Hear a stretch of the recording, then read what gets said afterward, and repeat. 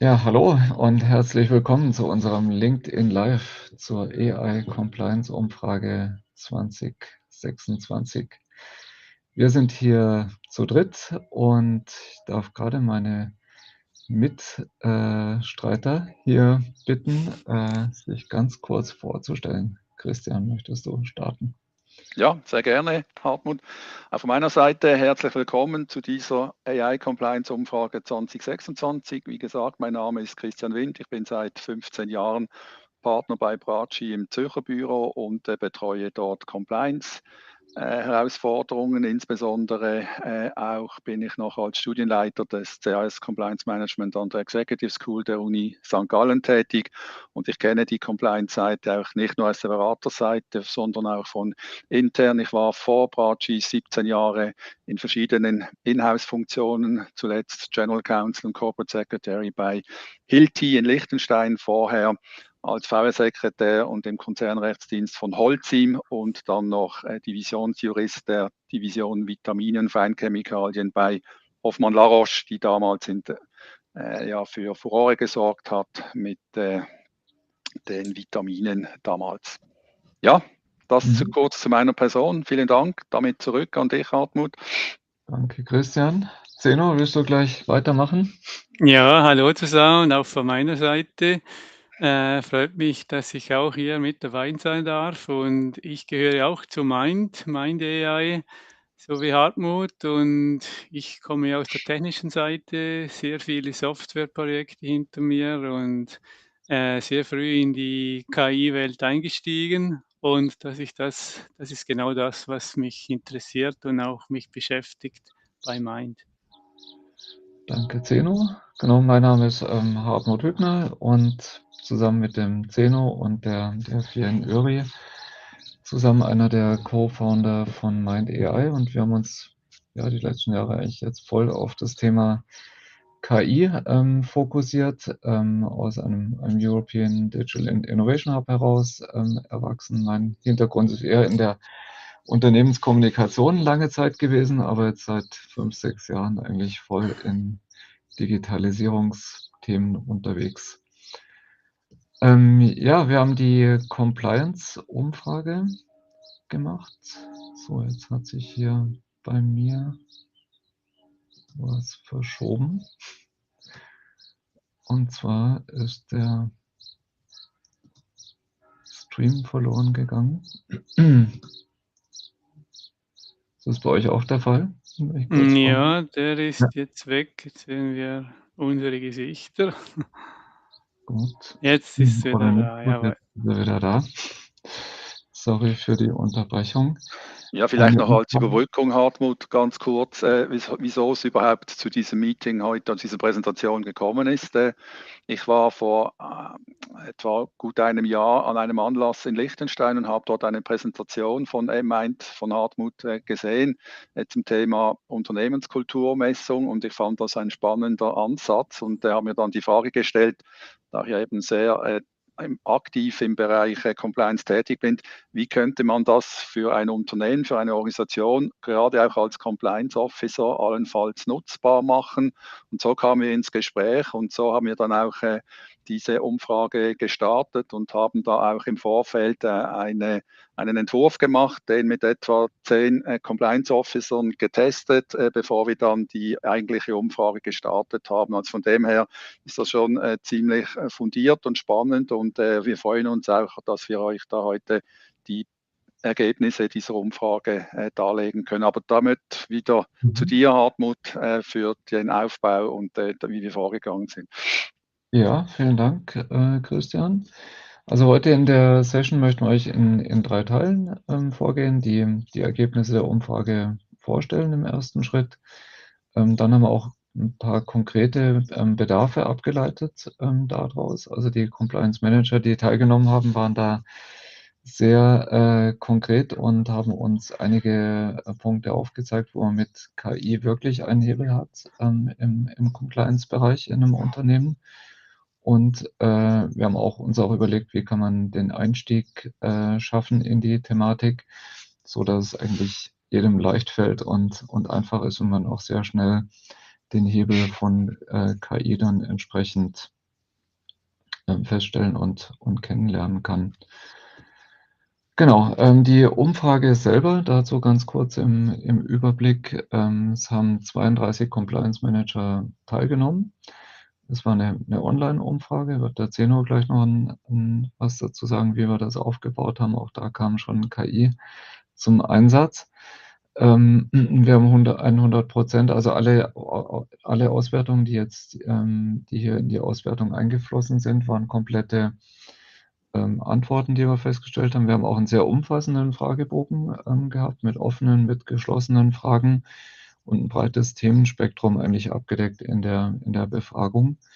Wie der Christian eben schon festgestellt hatte, das hatten wir auch im Vorfeld, waren wir im Austausch mit Compliance-Managern, um die aktuellen Herausforderungen abzufragen, um Governance und Prozesse in der Compliance-Abteilung mal gesamthaft auch zu erheben, um uns mit dem Thema Wirkungsmessung in dem Thema Compliance zu beschäftigen und auch Datenstrukturen entsprechend abzufragen.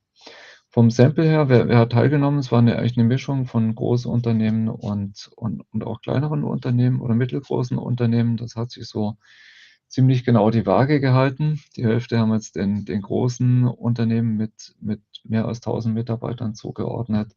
Die andere Hälfte war drunter. Und in Summe mit allen Frageoptionen hat man 35 Kriterien in der Umfrage abgefragt. Ja. Zeno, willst du vielleicht noch was zum technischen Setup sagen? Da hatten wir uns ja auch was einfallen lassen, wie wir an das Thema generell herangehen. Ja, sehr gern, ja. Und zwar zuerst haben wir zusammen mit Christian Wind uns überlegt, ja, was für Fragen sind jetzt da überhaupt spannend? Und das sind dann doch recht viele Fragen daraus entstanden und die haben wir dann auch nochmals mit der KI bewerten lassen, ausarbeiten lassen, was da am besten ist und die besten Resultate erzielt. Und darauf haben wir dann eine Landingpage aufgebaut. Uns ist es immer sehr wichtig, dass das Ganze auch datenschutzkonform ist, DSGV etc. Und hierfür betreiben wir eigene Server bei dem großen Unternehmen Hetzner in Deutschland. Das heißt, wir haben eine Landingpage aufgebaut auf unseren Servern, dass alles datenschutzkonform ist. Und ja, so konnte dann jeder über den Webbrowser diese Umfrage dann bei dieser Umfrage teilnehmen. Und im Anschluss haben wir dann diese ganze Umfrage dann wieder von der KI dann mit Hilfe von der KI auch wieder auswerten lassen. Also ihr seht und hört, dass bereits hier bei der Umfrage schon sehr viel KI im Einsatz war, aber immer bedacht, so dass das Ganze auch datenschutzkonform ist. Mhm. Ja, dann schauen wir doch gleich mal in die Highlights der Umfrage entsprechend hinein. Und wir werden jetzt hier nicht zu jedem der 35 Aspekte euch was präsentieren, sondern möchten schnell die Highlights vorstellen und haben im Anschluss aber auch ein White Paper noch vorbereitet, das jetzt für alle Teilnehmer auch entsprechend bereitgestellt wird, in dem dann alle Ergebnisse auch im Detail nochmal vorgestellt werden. Also ein Aspekt, bei dem wir jetzt viele oder ein ganz klares Ergebnis gefunden haben, sind die Anwendungsfälle für KI in der Compliance-Arbeit. Und hier haben wir einen sehr großen Bedarf im Bereich Reporting und Berichterstattung festgestellt. Das war mit Abstand eigentlich der Bereich, der ganz stark rausgestochen ist. Das haben 59% der Teilnehmer entsprechend gesagt. Da sehen wir den Hauptanwendungsfeld, das Reporting entsprechend zu automatisieren, da KI zum Einsatz zu bringen, weil das eben ein Bereich ist, der mit viel Arbeit in der Compliance-Abteilung entsprechend verbunden ist. Und der zweite Bereich, wo ich sagen würde, der taucht auch wiederholt eigentlich in der Umfrage auf, ist der ganze Bereich Schulungen, Schulungsorganisationen, Nachverfolgung. Da haben die Compliance-Beauftragten in der Organisation eben den Auftrag, die Themen auch in die Organisation hineinzutragen. Und auch da sieht man eigentlich einen großen Bedarf oder viele Anwendungsfälle für KI in der Compliance-Arbeit, nämlich Schulungen auch entsprechend zu automatisieren, immer wieder aktuell zu halten, neuen Mitarbeitern vielleicht zur Verfügung zu stellen und, vor allem, das werden wir später auch noch sehen, bei rechtlichen Änderungen immer wieder entsprechend am Ball zu bleiben, ja. Also Reporting, würde ich mal sagen, ist so der Top-Automatisierungskandidat. Und ich frage auch hier noch mal so in die Runde unserer Co-Präsentatoren, Christian, Zeno, was fällt euch da noch auf im Bereich Compliance? Oder vielleicht, Christian, auch an dich noch mal die Frage: Warum bindet grade das Reporting offensichtlich, so viel Zeit? Ja, ich glaube, die Thematik hier ist natürlich zuerst mal festzulegen, was in die Reportings rein muss, was ist da die Anspruchshaltung nicht nur des Compliance Officers, sondern auch dann auf der Empfängerseite, also Geschäftsleitung oder Verwaltungsrat. Und dann ist es auch natürlich wichtig, was ist die Periodizität? Ist das jährlich, halbjährlich, quartalsweise sogar, wie das gewisse machen? Und dann ist eigentlich die Herkulesaufgabe, woher bekomme ich dann die Daten immer für diesen Berichte? Wie suche ich mir die zusammen? Wer muss mir da berichten? Wo muss ich nachfragen? Und das hat natürlich alles aus dem Erklärten schon oder Gesagten schon, deutet das hin, dass das sehr viel quasi manueller Aufwand bedeutet. Und wenn man hier natürlich das eine oder andere mit KI, mit entsprechenden Agenten oder Zugriffen auf interne Daten automatisieren könnte, das würde natürlich schon eine erhebliche Vereinfachung bedingen. Aber wie gesagt, ist immer auch abhängig dann natürlich vom Inhalt, vom Format und von der Häufigkeit. Aber ich glaube, das ist schon etwas, wo auch der größte Druckpunkt eigentlich ist am Ende, ja. Mhm. Genau, da kann ich vielleicht gleich anknüpfen bei dir, Christian. Du sagst eben, für Reporting und Berichterstattung, da müssen ja diese also dahinter steckt ja das ganze Wissen. Und das muss die KI ja zuerst mal finden, haben und genau da ist vielleicht auch die technische Herausforderung, weil diese Daten an unterschiedlichen Orten abgelegt sind und in verschiedenen Formaten und dass das Ganze so zu verknüpfen, dass dann die KI das dann auch darauf zugreifen kann und die entsprechenden Reports und Berichte generieren kann, ja. Mhm. Ja, und was man aus den Ergebnissen auch mit ablesen kann, Compliance scheint noch viel, Handarbeit zu sein, ja. Möchte gern, Christian, an dich noch mal Ja, ich glaube hier auch, ich meine, da sehen wir auch häufig Anfragen, gerade von Kleinstunternehmen, ja, könnt ihr uns mitteilen, wenn es Änderungen gibt für die uns relevanten Gesetze? Und hier ist es natürlich auch bei mittleren und größeren Unternehmen, denke ich, wäre eine erhebliche Erleichterung, wenn man hier einen entsprechenden Agenten programmieren könnte, der maßgeschneidert auf die Bedürfnisse des jeweiligen Unternehmens, ist es eher im Pharmabereich oder im Finanzbereich oder ist es in der Industrie, Maschinenbau etc. tätige. Wenn man hier natürlich auch gerade internationale, die in verschiedenen Jurisdiktionen aufgestellt sind, wenn hier für den Compliance Officer das könnte man entsprechend takten, dass man sagt, lokale Änderungen in diesen Bereichen hätte ich gerne monatlich, europäisch, quartalsweise, global, halbjahresweise oder so.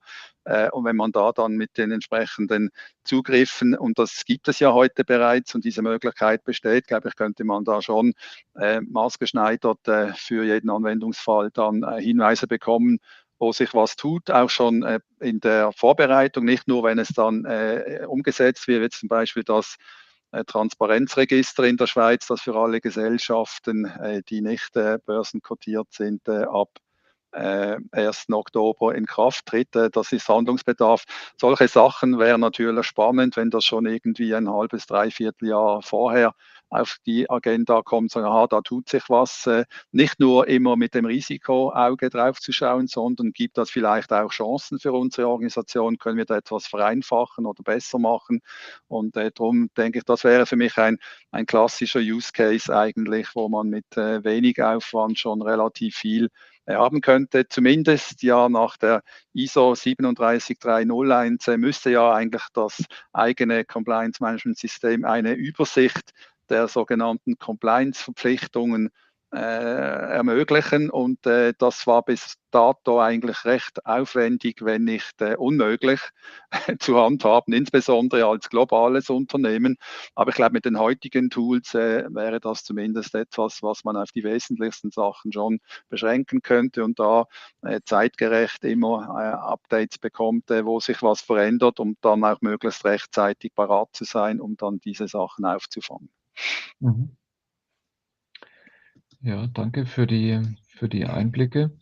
Und ich denke, so ein zweiter Aspekt, der auch in der Umfrage immer wieder sich gezeigt hat, dass eben Aufklärungsarbeit auch in die Organisation hinein eigentlich eine Daueraufgabe bleibt bei den Compliance Managern. Wie wir hier sehen, ist eben der Punkt, die fehlende interne Expertise auch ähm, zur Governance generell, aber auch in Bezug auf KI, eigentlich voranzutreiben, ja. Und vor allem Aufklärungsarbeit interessanterweise auch jetzt in Bezug auf genau das Thema, was wir euch heute vorstellen für das Thema Compliance, nämlich KI und KI-Regulation. Da hat sich noch mal 'n spezieller Bedarf gezeigt. Also, es scheint ein neues Thema zu sein, mit dem sich die Compliance Manager beginnen zu beschäftigen. Klar, es gibt eine europäische Regulation, es tut sich auch international einiges dazu und wird einfach zu einem neuen Thema, je mehr KI und AI Einzug nehmen in die Geschäftsprozesse, mit dem man sich beschäftigen muss, und jetzt auch über den Datenschutz hinaus und DSGVO, was man an Regeln jetzt schon seit einigen Jahren kennt, auch KI, sage ich jetzt mal, generell verantwortungsvoll im Unternehmen entsprechend einzusetzen, ja. Aber auch viele andere regulatorische Anforderungen, die sich ändern, und das scheint ein sehr dynamischer Bereich generell zu Ja. sein, Regulation momentan. Ja, und wenn ich da noch ergänzen darf, Hartmut, was auch wichtig ist aus meiner Erfahrung, ist halt, dass man als Organisation auch gegenüber der Belegschaft klar äußert, inwiefern kann man KI verwenden, auf welche Art und Weise. Das Schlimmste wäre, wenn man gar nichts macht, aber halt vor allem vielleicht die jüngere Generation, die haben alle dann privat da ihre Schatten-KI und benutzen halt das dann, und da kann man schnell auch, das ist jetzt nicht so vielleicht gravierend wie bei einer Kanzlei, die noch dem Anwaltsgeheimnis unterliegt, ob man da einfach mit Kunden- und Klientendaten rausgeht in eine Public ChatGPT oder was auch immer, KI-Plattform oder ein Large Language Model. Aber auch hier, oder, am Ende geht es auch um Geschäftsgeheimnisse, auch wieder um Datenschutz und so. Und da wäre es einfach schon wichtig, dass man auch eine klare Handhabe in der Organisation hat, was stellen wir zur Verfügung, was darf man benutzen, was nicht, wie benutzt man es und so weiter. Weil die KI wird sicher nicht weggehen, das ist schon klar. Auf der anderen Seite aber umso eher sollte man hier mit dem Umgang und den Nutzen sauber und verbindlich regeln und hier dann auch die Mitarbeitenden regelmäßig schulen. Und ich sage immer, der Umgang mit KI, wir sprechen alle von Zeitersparnissen und so weiter, aber bis man sich mal damit auskennt, auch richtig promptet und so weiter, das braucht auch Zeit. Also es ist wie früher, wenn wir jünger waren, beim Radfahren, oder? Wir konnten auch nicht auf Anhieb Radfahren, wir mussten das auch üben, ein paar Mal umgefallen, aufgeschürft und so. Und ich habe mir das da ähnlich erlebt, als ich mich vor Jahren schon damit auseinandergesetzt habe. Also das scheint mir schon ein ganz zentraler Punkt zu sein auch. Mhm. Absolut. Ja. Und wo auch das Compliance-Thema einfach eine neue Aufgabe hat, ja, in die Organisation, das zu verbreiten. Und so ein zweiter Punkt ist eigentlich, den wir gesehen haben, die Datenlandschaft. Ja, Zeno, das wäre vielleicht ein Bereich von dir, ein Kommentar. Was wir da vorgesehen haben, Datenlandschaft scheint ein bisschen ein schwieriges Feld zu sein in vielen Unternehmen, sagen wir es mal so. Ja, die ist halt leider nicht so homogen, wie man es bei der KI natürlich am besten zur Verfügung hätte. Wie vorhin schon erwähnt, schlussendlich, die KI kann sehr, sehr viel und jeden Tag noch mehr. Und ich glaube, der größte Hebel ist da wirklich das Wissen, dass die KI auf das Wissen zugreifen kann und dass das Wissen so abgelegt ist, also strukturiert abgelegt ist, dass es auch effizient genutzt werden kann. Und das schaut bei jedem Unternehmen wiederum anders aus. Also es gibt verschiedene Datenbanken, Strukturen etc. Jedes Unternehmen ist da wieder komplett anders aufgestellt. Und ich denke, da ist der große Hebel, dass man die Daten so strukturiert ablegt und dann auch ein Tool, ein Werkzeug so aufbaut, dass dieses Wissen von der KI dann auch genutzt werden kann, auch so genutzt werden kann, dass das Ganze auch datenschutzkonform ist. Wie Christian erwähnt hat, diese Schatten-KI, das ist das große Thema aktuell, weil das Thema KI ist so schnell gewachsen jetzt und für viele ist das gar nicht so bewusst, was da im Hintergrund passiert. Und da ist es wichtig, auch das Bewusstsein zu schärfen und dann auf dem aufzubauen. Ja. Absolut, ja.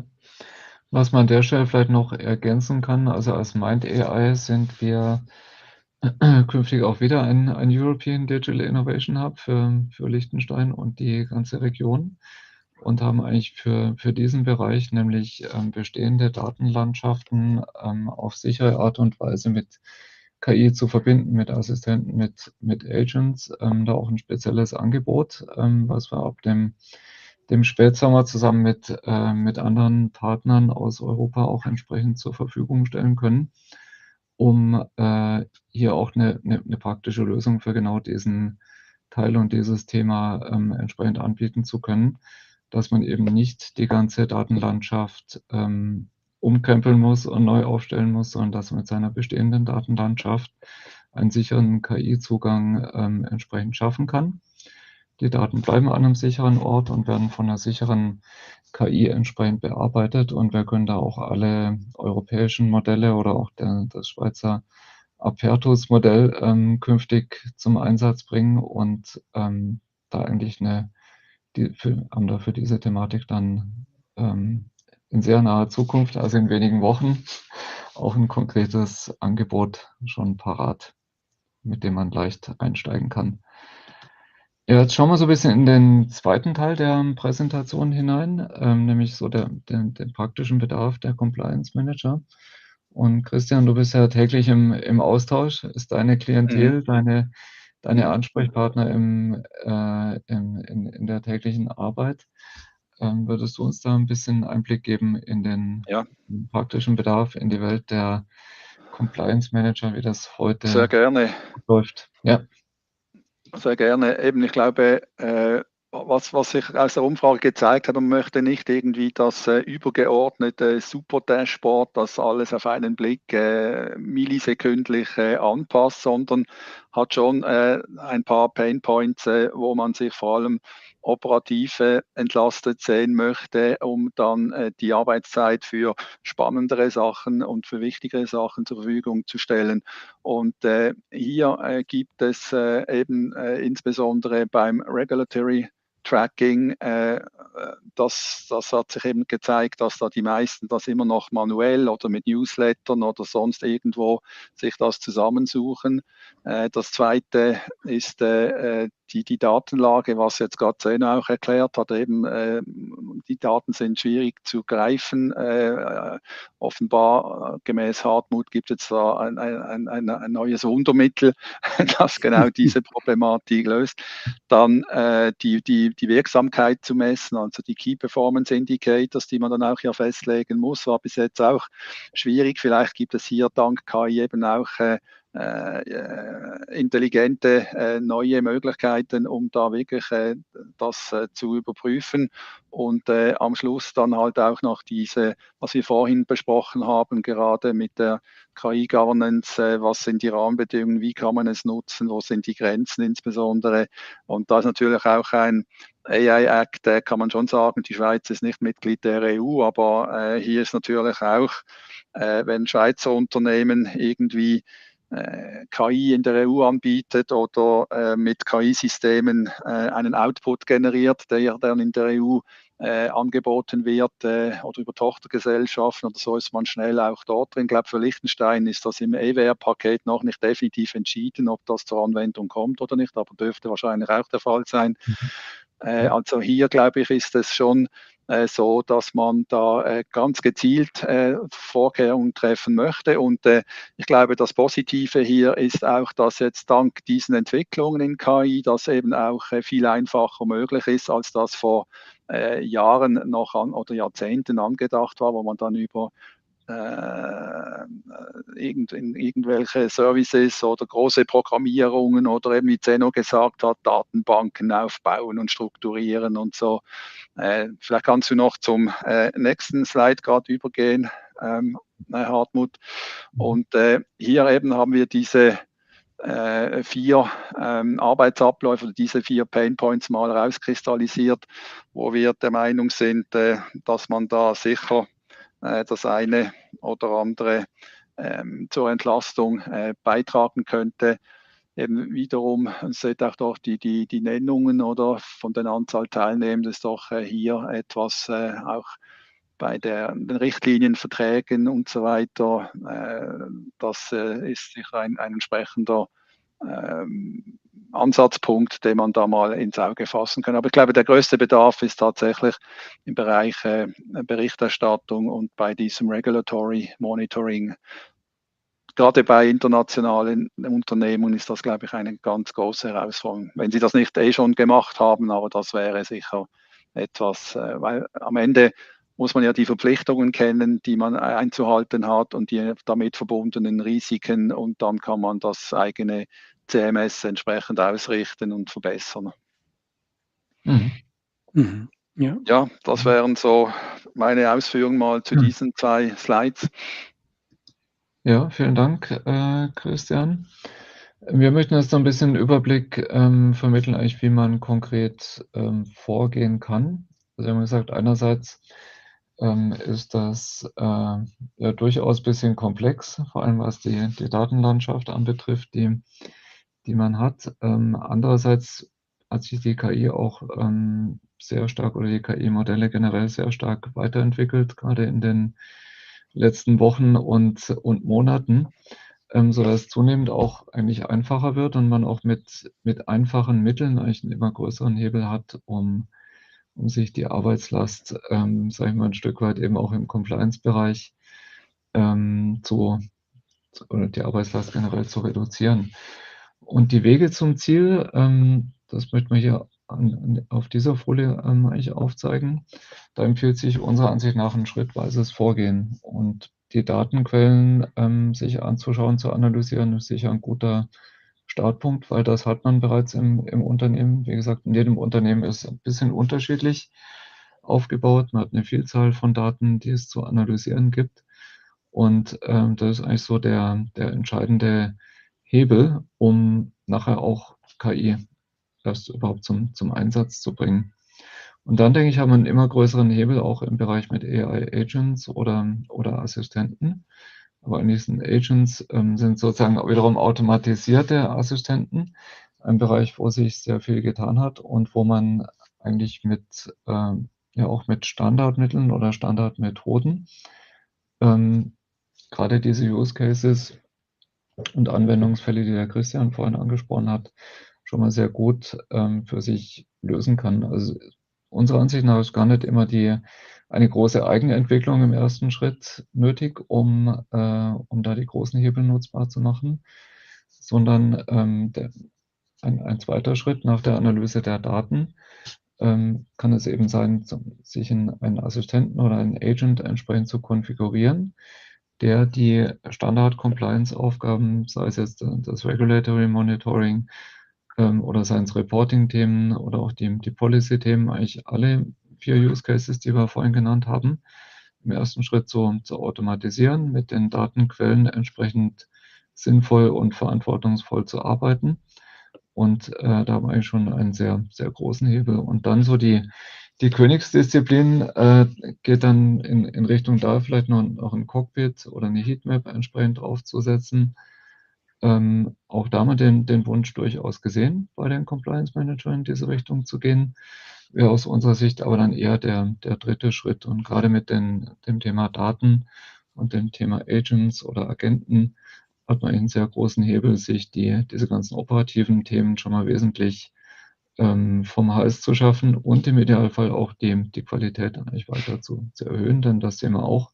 Es geht nicht nur darum, die operative Arbeit zu reduzieren, sondern auch die Qualität und eben, wie wir jetzt hier gesehen haben beim Thema Compliance, auch die zeitliche Taktung, um da einfach am Ball zu bleiben bei den vielen regulatorischen Themen, die sich jetzt gerade bei einem international zum Beispiel aufgestellten Unternehmen permanent auftun. Ja, und wenn ich ergänzen darf, Ja. Hartmut, ich glaube, mit diesen 2 Schritten schafft man eigentlich auch die Basis und sammelt Erfahrungen und hat auch schon erste Quick Wins, um dann auch diesen von dir angedeuteten dritten Schritt dann allenfalls gehen zu wollen. Weil das sind ja dann auch Erfahrungen, die man für den braucht. Oder was sind die Datenquellen? Die AI-Agents kann man dann vielleicht auch gerade für das Cockpit oder die Evidenz verwenden auch und da irgendwie verknüpfen. Also von dem her ist das schon sehr logisch aufgebaut und zeigt auch, dass es mal sinnvoll ist, mit zwei Quick Wins zu starten und da dann das auch die Erfahrung zu sammeln und dann weiterzugehen. Mhm. Ja. Ja. Und eben diesen Hebel werden wir jetzt auch in dem europäischen Kontext ganz stark sehen über den European Digital Innovation Hub, den wir von Liechtenstein aus ab August wieder aktivieren. Und wir haben da, wie gesagt, auch einen starken technischen Partner mit dabei, wo wir einen solchen Private AI Hub auch für das Thema Compliance eigentlich direkt anbieten können und Daten sicher verknüpfen können und auch KI-Modelle sicher integrieren können in so einen Prozess. Ja. Was wir ganz rechts noch sehen, das Thema Trust Controls. Das wäre noch eine weitere Ebene, die man über ein Cockpit hinaus später dazu schalten könnte, wäre dann zum Beispiel, wenn es in die Richtung geht, einen Bericht auch prüfen zu lassen oder eine Wirtschaftsprüfung zum Beispiel in so einen Prozess einzubinden. Auch da sind die KI-Modelle und Automationen so weit, dass man das über verschiedene beteiligte Partner hinweg dann auch entsprechend ausbauen und umsetzen kann und dann eigentlich die komplette Wertschöpfungskette im Compliance-Bereich dann auch KI unterstützt ausbauen kann. Aber wie gesagt, die schnellen und wesentlichen Hebel sehen wir eigentlich in den beiden linken Teilen. Das Thema Daten anzugehen und dazu passende Agents entsprechend aufzubauen. Und das wäre eigentlich auch so der Vorschlag, mit dem wir auch ein bisschen in die Diskussion noch übergehen möchten. Wie kann ich dann wirklich den Einstieg schaffen? Und unserer Ansicht nach hat man da eigentlich in Form von einem Workshop schon mal einen großen Hebel, wo es darum geht, eigentlich die Datenlandschaft zu analysieren, sich da einfach mal einen halben Tag Zeit zu nehmen oder vielleicht bei einem größeren Unternehmen oder komplexer aufgestellten Unternehmen auch einen ganzen Tag sich diesem Thema wirklich zu widmen, weil sich dann auch schon der zweite Schritt quasi automatisch daraus ergibt. Mit dem Wissen über die Datenlandschaft kann man direkt dann auch entsprechende Agents konfigurieren und KI in der Form andocken, wie es sich dass es einerseits datenschutzkonform ist, aber man auch Qualität und Geschwindigkeit entsprechend aufnimmt und ein individuelles Projekt dann allenfalls aber erst im zweiten Schritt dazu anschließt. Allerdings gibt es auch da eine gute Botschaft und Zeno, da möchte ich vielleicht auch nochmal so einen Erfahrungsbericht aus dem AI-Labor bitten, denn wir sehen natürlich auch, dass der Softwarebau und so, wenn man jetzt sich wirklich so ein Cockpit zum Beispiel vornehmen möchte, dass die Hürde auch da deutlich gesenkt wurde, dank KI wiederum, sich mit so einem Projekt zu beschäftigen und da den Einstieg zu schaffen. Aber wie sind da Erfahrungen? Da haben wir jetzt ein paar Dinge auch seitens Mind uns schon angeschaut oder realisiert. Ja, ich komme ja selbst auch aus der Softwareentwicklung, also jahrelang Software entwickelt und was sich jetzt natürlich ungemein geändert hat, so beispielhaft Software, die ich in einem halben Jahr geschrieben, umgesetzt habe, vielleicht für 100, 200.000 Franken, ist jetzt möglich in ein paar wenigen Wochen oder Tagen sogar mit der KI umzusetzen. Und da hat man jetzt natürlich unglaubliche Möglichkeiten zum ja, spezifische Use Cases wirklich auch so anzugehen. Und das ist jetzt alles machbar und bezahlbar. Und da verändert sich die Welt schon sehr, sehr dramatisch in einer riesigen Geschwindigkeit. Ja. Und auch die KI kann schon so sehr, so viel. Also die KI kann den Computer selbst steuern, wenn man das zulässt. Ja. Also das heißt, man kann sagen, such mir auf meinem Computer alle PDFs oder buch mir eine Reise nach Amerika. Der Computer übernimmt eigentlich die Steuerung von uns und macht das auf Anweisung. Und da besteht natürlich auch immer wieder die Gefahr, wenn man zu viele Rechte übergibt, oder, dann wird man angreifbar und es passieren im Hintergrund Dinge, die eben nicht passieren dürfen. Mhm. Ja, danke, Zeno. Also Vorsicht geboten, aber der Hebel ist auch in dem Bereich groß. Ja, jetzt, hier sind nochmal so dieser Workshop-Einstieg ein bisschen weiter beschrieben, was für uns ein ganz wichtiger Punkt ist, dass wir das zusammen mit Prachi und vor allem mit dem Christian Wind als echte Teamwork sehen und sehen einfach einen riesen Benefit, wenn wir das gemeinsam anbieten können, die rechtliche Expertise einerseits und auch die technische Expertise, dass man das direkt in einem Workshop zusammenbringt und danach dann direkt ins Tun kommt und sich sein Agent eigentlich bauen kann. Und ja, Christian, da möchte ich auch noch mal ein bisschen bitten, wie so eine Zusammenarbeit aussehen kann und wo du da den Hebel auch von der Zusammenarbeit her siehst. Ja, ich glaube, wenn man diese Dreifaltigkeit dann nimmt, das Unternehmen mit uns beiden, ich glaube, dann kann man wirklich relativ schnell Sachen bewegen und auf ein Niveau bringen, weil die Expertise vor Ort ist. Und was eben auch wichtig ist, und darum braucht es eben den Beitrag des Unternehmens auch, ist halt das spezielle Setup der Organisation, nicht nur mit den Daten, sondern auch mit den Herausforderungen und Risiken. Und das können wir natürlich nicht bieten. Und darum ist es umso wichtiger, dass man das eben dann diese drei Elemente so ideal verknüpfen kann: unternehmensinternes Know-how plus Compliance-Expertise plus KI-Programmierungsexpertise und dann eben auch auf die Wünsche und Bedürfnisse des Kunden speziell eingehen und das dann auch sofort berücksichtigen kann. Mhm. Danke schön. Ja. Und sei jetzt von der Vorgehensweise her, wir hatten im letzten Jahr auch ein Projekt zusammen mit der HSG umgesetzt, einen Leitfaden Digitalisierung für KMU, an den wir uns auch seitens Mind jetzt bei diesem Prozess natürlich halten und der auch genau dieses Vorgehen beschreibt, sich die Anwendungsfälle anzuschauen und dabei eben mit der Datenlandschaft zu starten. Dann Quick Wins entsprechend zu identifizieren, wo habe ich wirklich mit geringem Aufwand den größten Hebel, um sehr schnell in eine Thematik reinzukommen.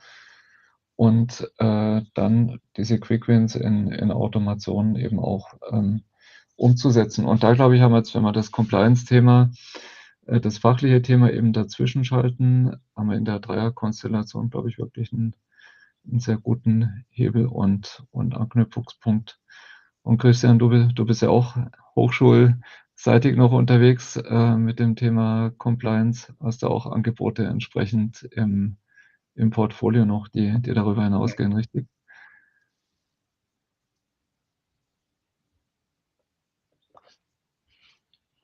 Gut.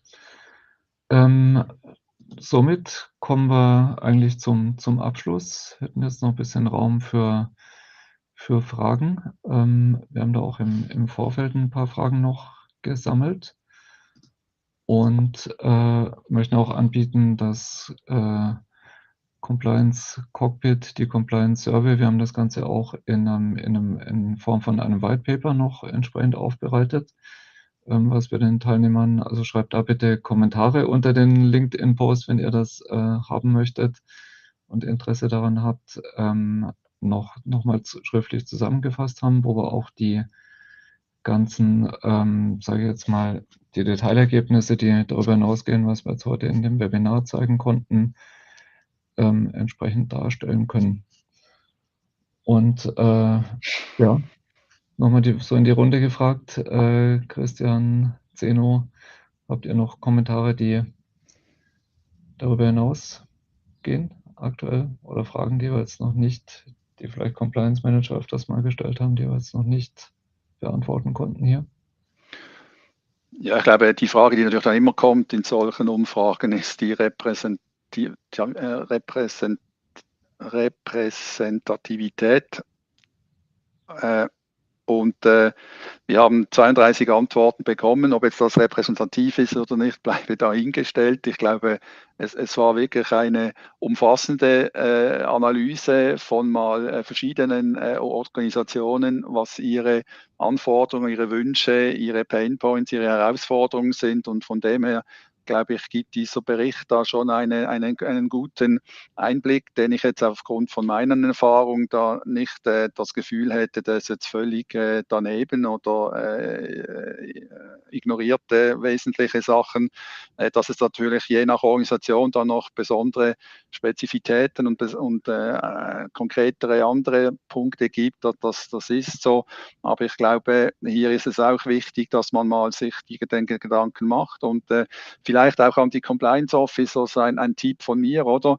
Wenn ihr für die nächsten Wochen mal euch überlegt, was arbeitet ihr, was macht ihr alles jeden Tag, dass ihr das mal so aufschreibt, was sind eure Tätigkeiten, die ihr alle mal in 2-3 Wochen erledigt. Und dann schaut mal diese Liste der Tätigkeiten an und sagt, was könnte von KI übernommen werden, was ist grenzwertig, bin ich mir nicht so sicher. Und in der dritten Kategorie, was muss bei mir bleiben als Compliance Officer. Und wenn ihr dann aus diesen Bereichen, die ihr mit KI identifizieren könnt, vielleicht könnt ihr die dann bundeln und zusammenstellen und dann die Frage, ja gut, das könnte eigentlich AI machen oder KI, wie löse ich das, oder? Und dann kommt man wieder auf das zurück, was wir vorhin gesagt haben. Oder? Dann muss man sagen, ja, welche Daten brauche ich, wo finde ich die? Und dann könnt ihr hier auch spezifisch, jetzt auch losgelöst von diesen Use Cases, die wir jetzt geschildert haben, vielleicht habt ihr andere. Und das wäre mal auch eine gute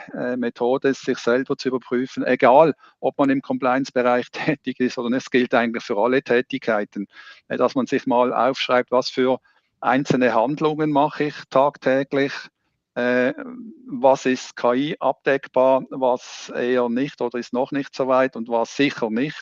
Und mit dem habt ihr schon mal einen guten Überblick, wo ihr dann auch Chancen seht, die man mit KI vielleicht ganz einfach lösen kann. Und ich glaube, da ist auch ganz wichtig, was Zeno gesagt hat. Oder? Das sind nicht Projekte mit 100, 200.000 Franken, die man da stemmen muss. Da kann man mit relativ wenig Aufwand schon etwas erreichen. Die müssen wir ehrlich sein, die Herausforderung ist natürlich dann, ob in einem halben Jahr nicht nochmal etwas völlig anderes kommt, das dann das Ganze wieder überholt.